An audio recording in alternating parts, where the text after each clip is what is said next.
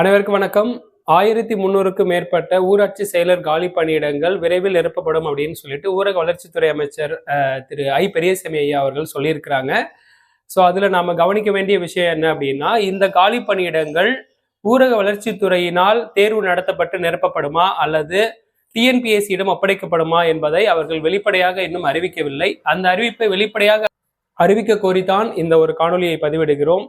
ஏனென்றால் இது போன்ற ஒவ்வொரு அறிவிப்புகளும் ரொம்ப காலதாமதமான பிறகே அந்த பணியிடங்கள் நிரப்பப்படுகிறது. ஒரு காலி பணியிடம் அறிவிக்கப்பட்டால் அதற்கு உடனடியாக எந்தவித நடவடிக்கையும் அரசு தரப்பிலிருந்து எடுப்பதாக தெரியவில்லை.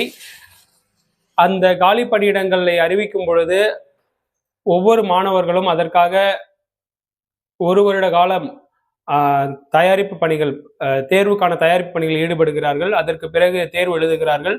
தேர்வு எழுதிய பிறகு அவர்களுடைய அந்த தேர்வுக்கான ரிசல்ட் என்பது வெளியிடப்பட்டு அவர்களுக்கு அந்த பணியிடம் நிரப்பப்படும் பொழுது 1.5 ஆண்டு காலம் ஆகிவிடுகிறது.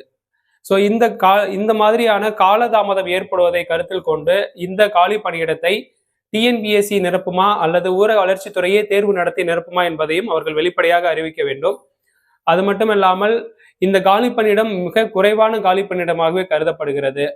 ஏனென்றால் தமிழகம் முழுவதும் 12,525 பஞ்சாயத்துகள் இருக்கின்றன. அந்த பஞ்சாயத்துகளில் குறைந்தது ஒரு செயலர் 3 கிராம பஞ்சாயத்துகளில் பணிபுரிகிறார். அப்படி பார்க்கும் பொழுது இந்த காலி பணியிடம் இந்த 1300 கிட்டத்தட்ட 3 மடங்கு அதிகமான காலி பணியிடங்கள் அறிவித்திருக்க வேண்டும். அதுக்கும் குறைவாக தான் அறிவித்திருக்கிறார்கள்.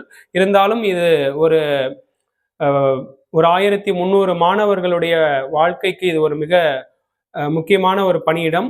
இதை விரைவில் நிரப்ப வேண்டும். இதற்கு இன்னும் மேலும் காலதாமதப்படுத்தாமல், ஏனென்றால் இது கடந்த 2023ஆம் ஆண்டு மே மாதமே இதே போல ஒரு அறிவிப்பு வெளியிடப்பட்டது. அதற்கு பிறகு அந்த அறிவிப்பு கிடப்பில் போடப்பட்டது.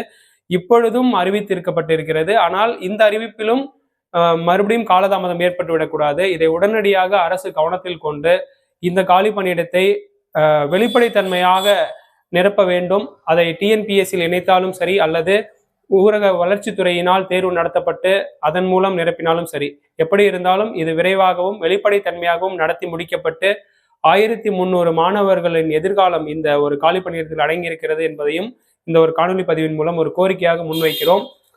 இதற்கும் மாணவர்கள் எப்படி தயாரிக்க வேண்டும் என்பதையும் இந்த காணொலியில் சொல்லிவிடுகிறேன்.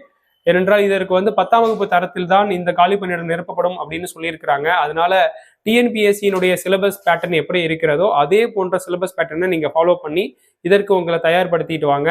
எப்படி இருந்தாலும் நீங்க குரூப் 4ல வேலைக்கு போற மாதிரி தான் இந்த ஒரு பணியிடமும் உங்களுக்கு ஒரு வாய்ப்பு கொடுக்கும். அதனால இதுக்கு கூடிய சீக்கிரம் நீங்க கால்ஃபர் வரும் அப்படின்றத கவனத்துல வச்சுக்கிட்டு இதுக்கும் சேர்த்து தயாராகுங்க. குரூப் 4 ஒரு பக்கம் எழுதினாலும் இந்த ஊரக செயலர் பணியிடத்திற்கும் உங்களை தயார்படுத்தி கொண்டிருந்தால் எப்படியேனும் உங்களுக்கு இந்த ஆண்டு இறுதிக்குள் ஒரு அரசு பணி உறுதியாகிவிடும். ஸோ இதற்காக தான் இந்த ஒரு காணொலி பதிவு வெளியிட்டிருக்கிறோம். இதுபோல இதை பற்றி மேலும் சில காணொலிகளோடு உங்களை சந்திக்கிறேன். நன்றி, வணக்கம்.